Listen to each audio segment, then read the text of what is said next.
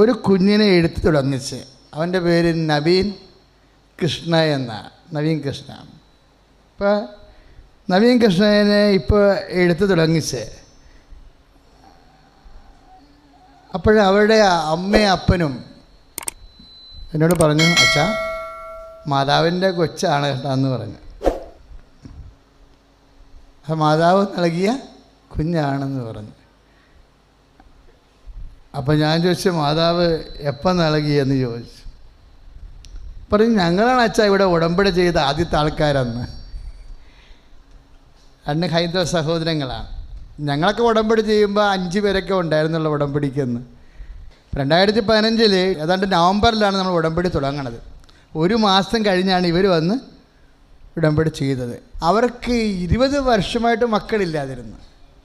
അവർ വന്ന് ഉടമ്പടി ചെയ്തപ്പോൾ ഒന്ന് ചിന്തിച്ച് നോക്കിയാൽ മക്കളെ, 20 വർഷമായിട്ട് മക്കളില്ല എന്നുണ്ടെങ്കിൽ ഒരു 6 വർഷമായിട്ട് മക്കളില്ലെങ്കിൽ തന്നെ വൈദ്യശാസ്ത്രം പിന്നീട് അതിനെക്കുറിച്ച് ആലോചിക്കത്തില്ല. കാര്യം ഒരുമാതിരിപ്പെട്ട മരുന്നൊക്കെ നമ്മളവിടെ ചെയ്തിരിക്കുക. ഇപ്പോഴേ ഇങ്ങനെ ഒരു സങ്കല്പം തന്നെ, ഇനി കുഞ്ഞുങ്ങൾ ഉണ്ടാവുക എന്നുള്ള ആഗ്രഹമില്ലേ, ആ ആശ തന്നെ അങ്ങ് കെട്ടുപോയതാണ്. എനിക്ക് ഭയങ്കരമായിട്ട് ഇഷ്ടപ്പെട്ടു കേട്ടോ ആ സാക്ഷ്യം. ഈ ഒരു കുഞ്ഞുണ്ടാകുന്നു എന്ന് പറയുന്നത് സ്വപ്നത്തിൽ പോലും ഇല്ലാത്തൊരു കാര്യമാണ്. അതിൻ്റെ ആഗ്രഹവും അങ്ങ് അസ്തമിച്ചു പോയി. ഞാൻ കുറേ കാര്യങ്ങൾ നവീൻ കൃഷ്ണനിൽ നിന്ന് ഇപ്പോൾ പഠിച്ചു. എന്നാൽ ഒരു ആഗ്രഹം അസ്തമിച്ചു പോയാൽ, നിൻ്റെ ഒരു വിഷയം നിൻ്റെ ആഗ്രഹം അസ്തമിച്ചു പോയാൽ, ഇങ്ങനെ ഒരു ആശ തന്നെ ഇല്ലാതെ വന്നാലും അമ്മയിൽ നീ ആശ്രയിച്ചാൽ നിൻ്റെ ആശ, കെട്ടുപോയ ആശകളെ തിരിച്ചു കൊണ്ടുവരികയും വചനം മാംസമാക്കി നിന്നെ കാണിക്കുകയും ദൈവത്തെ മഹത്വപ്പെടുത്താൻ നിന്നെ ദൈവത്തിൻ്റെ ഉപകരണം മാറ്റുകയും ചെയ്യും. സ്തുതിയുടെ ഹല്ലേലൂയ. നമ്മൾ ജീവിക്കുന്ന ദൈവത്തെയാണ് ഉടമ്പടിയിൽ നമ്മൾ അനുഭവവേദ്യമാകണത്. കൃപാസനത്തിൽ എൻ്റെ മക്കൾ വരുമ്പോൾ ശ്രദ്ധിക്കേണ്ട കാര്യം ഇതാണ്. അതായത് ജീവനുള്ള ദൈവത്തിൻ്റെ സാന്നിധ്യത്തിലേക്കാണ് നിങ്ങൾ ഉടമ്പടി ചെയ്തിരിക്കുന്നത്. അല്ലാതെ എന്തെങ്കിലും ഒരു സങ്കല്പമായിട്ട് ഇവിടെ ചെയ്തിരിക്കണമല്ല. ജീവിക്കണ ദൈവവുമായിട്ട് വ്യക്തിപരമായിട്ടാണ് നിങ്ങൾ ഉടമ്പടി ചെയ്തിരിക്കുന്നത്. അല്ലേ? ഇല്ലേ? ഇന്ന് പ്രാർത്ഥിച്ച്, കർത്താവായ ദൈവമേ, സത്യദൈവവുമായി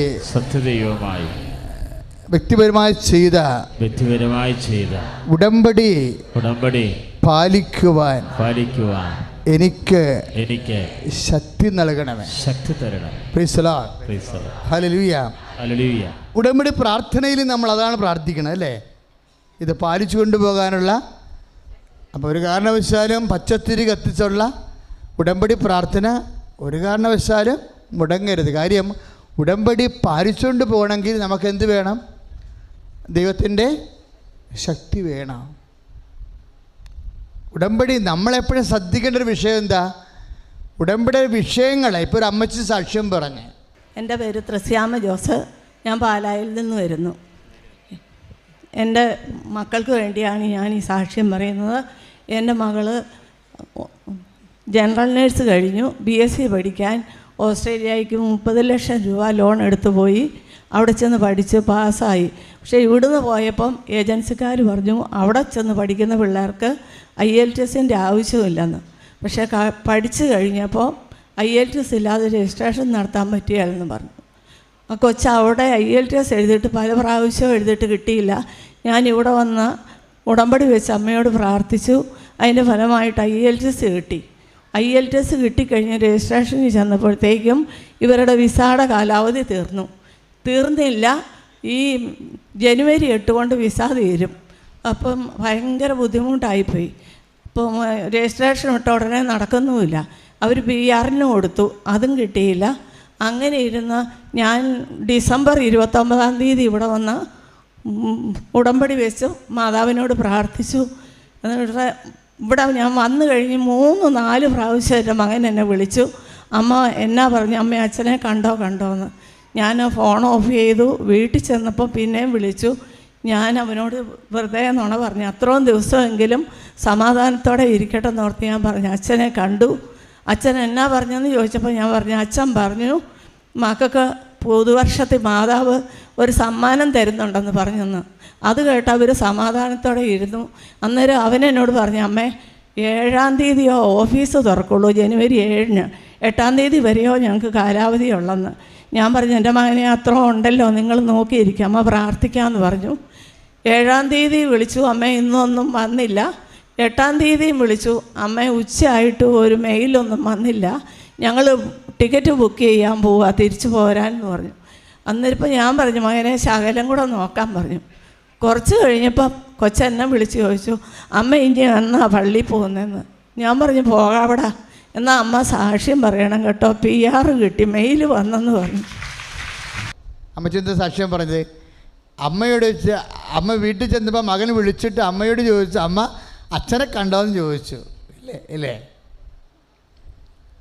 അതിന് മറുപടി അമ്മച്ചിക്ക് ഇല്ലായിരുന്നു. അമ്മച്ചൻ നുണയാ പറഞ്ഞു. പക്ഷേ അത് അമ്മയെ അടിസ്ഥാനപ്പെടുത്തിയാണത് പറഞ്ഞത്. അവന് മകൻ സങ്കടപ്പെടാതിരിക്കാൻ വേണ്ടി പറഞ്ഞതാണ്. ഇതാ അച്ഛനെ കണ്ടു, അച്ഛൻ പറഞ്ഞു, എന്ത് പറഞ്ഞു? ഒരു പുതുവത്സര സമ്മാനം നിനക്ക് തരുമെന്ന് പറഞ്ഞു. ഇല്ലേ? പുതുവത്സരം. ഈ വത്സരങ്ങൾ, വർഷങ്ങൾ, ഡേറ്റുകൾ, മാസം, സമയം, ഇതൊക്കെ കൃപാസനത്തിലെ അമ്മയുടെ വിഷയങ്ങളാണ്. എങ്ങാനും ഡേറ്റ് ഇട്ട് കഴിഞ്ഞാൽ സമയത്തിൻ്റെ മേൽ അമ്മയ്ക്ക് ഇന്ന് എത്രയോ പേരാ അത് പറഞ്ഞത്? സ്വാധീനമുണ്ടെന്ന്. അധികാരമുണ്ടെന്ന് ഞാൻ പറയണില്ല. അധികാരം ദൈവത്തിനല്ലേ. ദൈവത്തോട് ചേർന്ന് മധ്യസ്ഥം വഹിക്കുമ്പോഴല്ലേ അമ്മയ്ക്ക് സ്വാധീനം വരുന്നത്. അപ്പോൾ അവർ ഡേറ്റ് ഇട്ട് കഴിഞ്ഞു പുതുവത്സരത്തിൽ. അപ്പോൾ ആ ഡേറ്റിൽ വിശ്വസിച്ച് കഴിയുമ്പോൾ അമ്മ പാറ പോലെ അങ്ങനെ ആ ഡേറ്റിൽ ഉറച്ച് നിൽക്കുക, ചലിക്കാതെ നിൽക്കുകയാണ്. അപ്പോഴങ്ങനെ നമ്മൾ ഉറച്ചു നിൽക്കുമ്പോൾ നമ്മളുടെ ഉടമ്പടി നിബന്ധനകളിൽ ഉറച്ചു നിൽക്കണമെന്ന് വിചാരിച്ചോ? അപ്പം നമ്മൾ ആരായി മാറും? പാറയായിട്ടാണ് മാറണത്. പിന്നെ ഭവനം പണിയാൻ എളുപ്പമായിരിക്കും ദൈവത്തിന്. ഉടമ്പടി നിബന്ധനകളെ നമ്മളെ ആരാക്കി മാറ്റും? പാറയാക്കി മാറ്റും. നിബന്ധനകളാണ് പ്രശ്നം. ഉടമ്പടി നിബന്ധനകളിൽ നമ്മൾ ഉറച്ചു നിൽക്കുമ്പോൾ, ഇപ്പം ഞാൻ ഒരു കാര്യം ചോദിക്കട്ടെ. ഇപ്പോഴേ പത്രോസ് കർത്താവിനെ രക്ഷിക്കാൻ വേണ്ടി പ്രധാന ആചാര്യനെ ഭൃത്യൻ്റെ പെട്ടലിക്കിട്ട് വെട്ടിയില്ലേ വാളൂരി? അപ്പോൾ ഈശോ എന്നാ പറഞ്ഞത്? നിൻ്റെ വാള് ഉറയിലിടുക എന്ന് പറഞ്ഞല്ലേ. പിതാവ് എനിക്ക് നൽകിയ പാനപാത്രം, യോഹന്നാൻ്റെ സുവിശേഷം 18:11, നിൻ്റെ വാള് ഉറയിലിടുക. പക്ഷേ ആ ഒരു കാലാവസ്ഥയിൽ പത്രോസിനോട് ഈശോ അങ്ങനെ പറയണത് ബുദ്ധിപരമാണോ? അല്ല. കാര്യം കർത്താവിന് കൈകൊണ്ട് പോലും പത്രോസിനെ സഹായിക്കാൻ പറ്റാത്ത രീതി കൈ വെട്ടിച്ചിരിക്കുക. ഉള്ള കൂടെ ഉണ്ടായിരുന്ന ശിഷ്യന്മാരെല്ലാവരും രാജ്യം വിട്ടു പോയി. പത്രോസ് ഒറ്റയ്ക്ക് നിന്ന് കർത്താവിന് വേണ്ടി പൊരുതുക. യൂദാസിനോടാണ് കർത്താവ് വാളുറയിടാൻ പറഞ്ഞിരുന്നെങ്കിൽ തീർച്ചയായിട്ടും യൂദാസ് പറയും, കർത്താവ് ഇപ്പം എല്ലാം ഞാൻ അനുസരിക്കും, ഇപ്പം അനുസരിക്കത്തില്ല, അനുസരിച്ച് കഴിഞ്ഞാൽ ഇവരെൻ്റെ പെടലിയെടുക്കും. ഇപ്പം ഞാൻ വാളുറയിൽ വചനം അനുസരിക്കുന്നത് വിവേകമല്ല, ജീവൻ പണയം വെച്ചുള്ള വചനം അനുസരിക്കലൊന്നും വേണ്ട. ഇല്ലേ? അതാണ് സംഭവം. എന്തുകൊണ്ട് പത്രോസിനോട് കർത്താവ് പറഞ്ഞു വാളുറയിലിടാൻ? എന്താ? അവനവൻ്റെ ജീവനേക്കാളും കർത്താവിൻ്റെ വചനം അനുസരിക്കുമെന്ന് കർത്താവ് പത്രോസിൽ വിശ്വസിക്കുന്ന കൈയടിച്ച് കർത്താവ്. ചില പാലിക്കാൻ പറ്റാത്ത വചനങ്ങൾ പാലിക്കാൻ വേണ്ടി നിന്നോട് പറയുമ്പോൾ നീ എന്താണ് കരുതേണ്ടത്? ചില പാലിക്കാൻ പറ്റാത്ത വചനങ്ങൾ പാലിക്കാൻ വേണ്ടി നിന്നെ നിർബന്ധിക്കുമ്പോൾ എന്താണ് നീ കരുതേണ്ടത്? നിന്നെ കർത്താവ് പത്രോസിൻ്റെ സ്ഥാനത്ത് കാണുന്നുവെന്ന്. Praise the Lord. ഹല്ലേലൂയ. പറഞ്ഞാൽ മനസ്സിലായില്ലേ? പാലിക്കാൻ പറ്റാത്ത വചനങ്ങൾ അല്ലെങ്കിൽ പാലിക്കാൻ പ്രയാസമുള്ള വചനങ്ങൾ പാലിക്കാൻ നീ ബാധ്യസ്ഥമായി തീരുമ്പോൾ, അത് നിന്നോട് ആവശ്യപ്പെടുമ്പോൾ കർത്താവ് നിന്നെ ആരായിട്ട് കരുതുന്നു? പത്രോസായിട്ട് കരുതുന്നു. പത്രോസായിട്ട് കരുതിയാൽ കർത്താവ് നിന്നെ എന്തെന്ന് വിളിക്കും? എന്ന് വിളിക്കും. പത്രോസായിട്ട് നിന്നെ കരുതിയാൽ കർത്താവ് നിന്നെ എന്തെന്ന് വിളിക്കും? Kappa, rock. I am this rock. I shall build my church. അല്ലേ? ഞാൻ നിന്നെ പാറ എന്ന് വിളിക്കും. പിന്നെ എന്താ കർത്താവ് പറയണ അടുത്ത വാക്കിലെ, ഈ പാറമേൽ എൻ്റെ പള്ളി ഞാൻ പണിയും. ദൈവവേദലേ, നിന്നെ പാറയെന്ന് കർത്താവ് കണ്ടു കഴിഞ്ഞാൽ കർത്താവിന് നിൻ്റെ മേൽ ആധ്യാത്മിക ഗോപുരങ്ങൾ, സ്വർഗീയ ജലസരം പണിയാൻ എളുപ്പമായിരിക്കും. എന്താ കാര്യം അങ്ങനെ പറയാൻ കാരണം?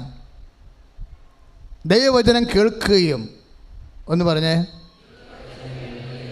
മത്തായിയുടെ സുവിശേഷമാണ് 7:24. മത്തായി 7:24. ദൈവവചനം കേൾക്കുകയും അതനുസരിച്ച് ജീവിക്കുകയും ചെയ്യുന്നവര് പാറമേൽ തൻ്റെ ഭവനം പണി ചെയ്ത ബുദ്ധിമാനായ മനുഷ്യന് തുല്യനാണ്. മക്കളെ, ദൈവവചനം കേൾക്കുകയും പറഞ്ഞ് അതനുസരിച്ച് ജീവിക്കുകയും ചെയ്യുന്നവൻ. ഇപ്പം രണ്ട് കാര്യങ്ങളാണ്. എന്താണ്? ഒന്ന് ദൈവവചനം കേൾക്കുക, രണ്ടാമത്തെ എന്താണ്? അതാണ് സംഭവം. ഇപ്പം നമ്മൾ ഉടമ്പടി നിബന്ധനകളിലൂടെ അതാണ് ചെയ്യണത്, ഇല്ലേ? ഉടമ്പടി നിബന്ധനകൾ നമ്മളെ പാറയാക്കി മാറ്റുമെന്ന് പറഞ്ഞ കാര്യം അതാണ്. ഇപ്പം ചേച്ചി പറഞ്ഞില്ലേ, ഇത്രയും കൂടി വെയിറ്റ് ചെയ്യുമോനെ എന്ന് പറഞ്ഞില്ലേ? ഉച്ചയായി അമ്മേ, മെയിലൊന്നും വന്നില്ല എന്ന് പറഞ്ഞില്ലേ? അമ്മ പറഞ്ഞ ഡേറ്റായി 8-ാം തീയതിയായി, ഉച്ചയായി, മെയിലൊന്നും വന്നില്ല. അപ്പോൾ അമ്മ എന്നാ പറയണത്? ഇത്രയും കൂടി വെയിറ്റ് ചെയ്യുമോനെ എന്ന് പറയും. കാര്യം അമ്മയുടെ ആ ഒരു വിശ്വാസത്തിലാണ് കർത്താവ് മകൻ്റെ ജോലി കൊടുക്കുന്നത്. അവൻ്റെ കഴിവിലല്ല, അവൻ്റെ യോഗ്യതയിലല്ല, അമ്മയുടെ വിശ്വാസത്തിലാണ്. വിശ്വാസം എന്താണ് ചെയ്യണത്? നമ്മൾ വിശ്വാസം ഓരോ പ്രതിസന്ധി വരുമ്പോഴും വിശ്വാസം നമ്മൾ പ്രഖ്യാപിച്ച് കൊടുക്കണം. പറഞ്ഞ മനസ്സിലായില്ലേ? ഓരോ പ്രതിസന്ധി വരുമ്പോഴും വിശ്വാസം പ്രഖ്യാപിച്ച് കൊടുക്കണം. ഈ വിശ്വാസം പ്രഖ്യാപിക്കണേ. എന്തെങ്കിലും വിഷയം സംഭവിച്ചു കഴിഞ്ഞാൽ, ഇപ്പോൾ കുടുംബത്തിൻ്റെ സമാധാനം പോയി, ചട്ടാരിയന്മാർ തമ്മിൽ ഭാഗോടമ്പടി പ്രകാരം കൊണ്ട ബഹളമാണ്, വഴക്കാണ്. ചിലപ്പോൾ നിൻ്റെ അമ്മായി അപ്പനായിക്കൊള്ളട്ടെ, ആരായിക്കൊള്ളട്ടെ, ഒരു പ്രത്യേക സാഹചര്യത്തിൽ പെട്ടെന്ന് കള്ളന്മാർ ചവിട്ടി ചടൻ്റെ കൂടെ അനിയൻ്റെ കൂടെ ചേർന്ന് വിചാരിച്ചോ, മിക്കവാറും നീ ഉപ്പ് ചേഴ് റിട്ടൈവ് എടുത്ത് ഇറങ്ങേണ്ടി വരുമായിരിക്കും. പറഞ്ഞാൽ മനസ്സിലായില്ലേ? അപ്പോൾ നമ്മളോർക്കും, നമ്മളെ കണ്ണീരിടും, കർത്താവേ ഇറങ്ങേണ്ടി വരുമോ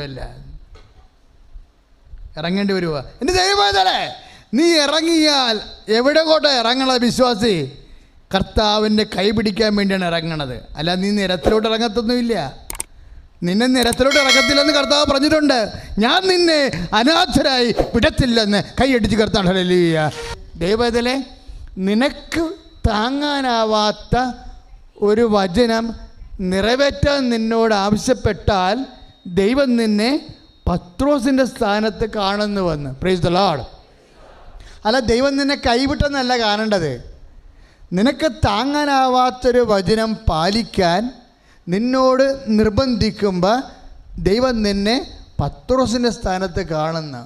അങ്ങനെ പത്രോസിൻ്റെ സ്ഥാനത്ത് കണ്ടാൽ ദൈവം നിന്നെ ആ വചനം കടുകട്ടിയായ വചനങ്ങൾ പാലിച്ചാൽ നീ ആരായി മാറും? പാറയായി മാറും, ഇല്ലേ? ഇപ്പോൾ ഒരു പാറയായ ഒരു മകൻ പെട്ടെന്ന് മാറില്ല. ഉടമ്പടി ചെയ്തപ്പോൾ 189 ദിവസം മദ്യപിക്കാതെ ഇരുന്ന ആളാണ്, ഇല്ലേ? 189 ദിവസം. അതിൻ്റെ അർത്ഥം വർഷങ്ങളായിട്ട് അദ്ദേഹം മദ്യപിക്കുന്നു. ഉടമ്പടി കർത്താവിനോട് ചെയ്തപ്പോൾ ആ മനുഷ്യൻ പാറയായി മാറുകയാണ്. എൻ്റെ പേര് വിനു, മാനന്തവാടിയിൽ നിന്നാണ് ഞാൻ വരുന്നത്. ഞാനിവിടെ ആദ്യം വന്ന് 1-ാം തീയതി വന്നു. ഇവിടെ ധ്യാനമൊക്കെ കൂടിക്കഴിഞ്ഞപ്പം എനിക്ക് തോന്നി ഒന്ന് ഉടമ്പടി എടുത്തേക്കാന്ന്. അങ്ങനെ ഞാൻ ഉടമ്പടി എടുത്ത് ഇവിടുന്ന് വീട്ടിൽ പോയി.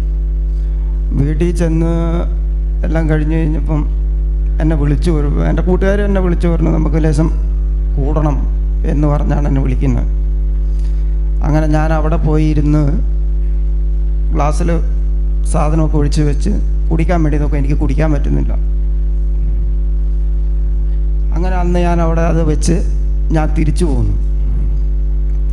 ഞാൻ മദ്യപിക്കാൻ തുടങ്ങിയിട്ട് 30 വർഷമായി. എൻ്റെ 12ാമത്തെ വയസ്സിൽ ഞാൻ മദ്യപിക്കാൻ തുടങ്ങിയത്. എൻ്റെ വല്യമ്മയും അപ്പനും അത്യാവശ്യം നാടൻ കാച്ചുന്ന ആൾക്കാരായിരുന്നു. അന്നേരം ഇവർ നാടൻ കാച്ചി പുറമേ ഉള്ള ആൾക്കാർക്ക് കൊടുക്കുന്ന സമയത്ത് കട്ടിൻ്റെ അടിയിലാണ് ഇത് വയ്ക്കുക. അന്നേരം ഇതിൻ്റെ ടേസ്റ്റ് അറിയാൻ വേണ്ടി എടുത്ത് കുടിച്ചു തുടങ്ങിയതാണ്. അങ്ങനെ കുടിച്ച് നല്ല മോശമില്ലാത്തൊരു രൂപത്തിൽ കഴിച്ചുകൊണ്ടിരുന്നതാണ്. ഇപ്പം ഈ ജനുവരി 1-ാം തീയതി ഞാനിവിടെ വന്ന് ധ്യാനം കൂടി ഉടമ്പടി എടുത്ത് പോയതിന് ശേഷം ഇന്ന് വരെ ഞായറാഴ്ച ഞാനൊരു വർക്കിംഗ് സ്ഥലത്ത് ചെന്ന് കഴിഞ്ഞപ്പോൾ അവിടെയും എനിക്ക് ഈ സാധനം എടുത്തു വെച്ചു. പക്ഷേ എനിക്ക് ആ സാധനം കൈ കൊണ്ട് തൊടാനോ കുടിക്കാനോ തോന്നി. ഇപ്പോൾ 1 മാസമായി ഞാൻ കുടിക്കാണ്ടായിട്ട്. എനിക്ക് യാതൊരു കുഴപ്പമില്ല. എനിക്ക് അമ്മ തന്ന കാരുണ്യത്തിന് ഒത്തിരി ഒത്തിരി നന്ദി പറയുന്നു. സാക്ഷ്യം പറഞ്ഞത് 12 വയസ്സ് മുതൽ ഞാൻ മദ്യപിക്കുന്നതാണ്. 30 കൊല്ലമായി മദ്യപിക്കുന്നത്. ഞാൻ മദ്യപിക്കാൻ കാരണം എന്താ? എൻ്റെ അമ്മമ്മയും അപ്പാപ്പനും പാറ്റുകാരായിരുന്നു. നടൻ മാറ്റണ ആളാ. അങ്ങയുടെ ഭാഷ പറഞ്ഞത് നടൻ കാച്ചണ ആൾക്കാരായിരുന്നു എന്ന് വെച്ചാൽ വാറ്റി കുടിക്കണ ആൾ. വാറ്റിയിട്ട് സാധനങ്ങൾ എടുത്ത് വാറ്റിയിട്ട് കട്ടിൻ്റെ അടുത്ത് ആഴെ വെക്കും. 12 വയസ്സുള്ള ഞാൻ പോയി അതൊന്ന് രുചിച്ച് നോക്കും. അങ്ങനെ കുടിച്ച് 30 കൊല്ലമായി ഞാൻ കുടിക്കുന്നതാണ്. പക്ഷേ ഉടമ്പടി ചെയ്ത് മാതാവിൻ്റെ മുമ്പിൽ പാലിക്കാമെന്ന് പറഞ്ഞിട്ട് പിന്നെ എനിക്ക് കെട്ടിടം പണിയാണ് പരിപാടി. ഞാൻ ചെല്ലുന്ന സ്ഥലങ്ങളിലെല്ലാം ആൾക്കാർ ഒഴിച്ചു വെക്കുന്നുണ്ട് പഴയ ഓർമ്മയ്ക്ക്. പക്ഷേ എനിക്ക് കുടിക്കാൻ പറ്റണില്ല. എൻ്റെ കാര്യം അയാൾ പാറയായി മാറിയിരിക്കുക. Praise the Lord. കർത്താവ് ആ പാറമേൽ കർത്താവിൻ്റെ വചനം കേൾക്കുകയും അത് പാലിക്കുകയും ചെയ്യുമ്പോൾ, അത് പാലിക്കാൻ വേണ്ടി ഒരു തീരുമാനം എടുക്കുമ്പോൾ, ഉടമ്പടി നിന്നെ പാറയാക്കുമെന്ന് പറയുമ്പോൾ മത്തായി 7:24 നിൻ്റെ ജീവിതത്തിൽ സംഭവിക്കണത്. എന്താണ് സംഭവിക്കണത്? എൻ്റെ വചനം കേൾക്കുകയും അതിന് ജീവിക്കുകയും ചെയ്യുന്നവൻ പാറമേൽ ഈ ഭവനം പണി ചെയ്ത ബുദ്ധിമാനായ മനുഷ്യ തുല്യനാണ്. പ്രാർത്ഥിക്കുക, കർത്താവായ ദൈവമേ, ഉടമ്പടി നിർദ്ദേശങ്ങൾ അനുസരിച്ചുകൊണ്ട് ദൈവവചനം കേൾക്കുകയും അതനുസരിച്ച് ജീവിച്ചുകൊണ്ട് ദൈവ തിരുസന്നിധിയിൽ വിശ്വാസത്തിന്റെ പാറയായി മാറിയ ഞങ്ങളെ സഹായിക്കണമേ. മക്കളെ, നമ്മളെ പാറയായി മാറ്റുന്നത് ആരാ? വിശ്വാസമാണ്. നമ്മളെ പാറയായി മാറ്റുന്നത് ആരാ? വിശ്വാസമാണ്. റോമാ 10:9 വിശ്വാസം കേൾവിയിൽ നിന്ന് കേൾവി യേശു ക്രിസ്തുവിനെ കുറിച്ചുള്ള പ്രസംഗങ്ങളിൽ നിന്ന് പ്രൈസ് ദി ലോർഡ്. അവ ക്രിസ്തുവിനെ കുറിച്ച് കേൾക്കുമ്പോഴാണ് നമ്മൾക്ക് വിശ്വാസം കൂടുന്നത്. ക്രിസ്തുവിനെ കുറിച്ച് കേൾക്കുമ്പോഴാണ് വിശ്വാസം കൂടി നമ്മൾ പാറയായി മാറുന്നത്. Price the Lord.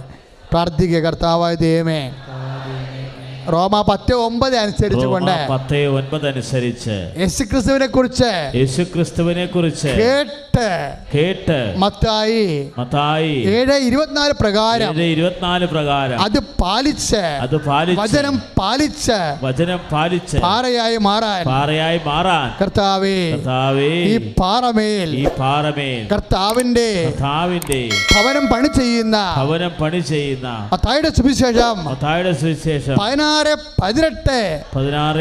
അനുസരിച്ചുകൊണ്ട് വിശ്വാസത്താൽ ദൈവിക പദ്ധതികളെ നടപ്പിലാക്കുവാൻ നിവൃത്തിയാക്കുവാൻ എന്നെ അഭിഷേകം ചെയ്യണമേ.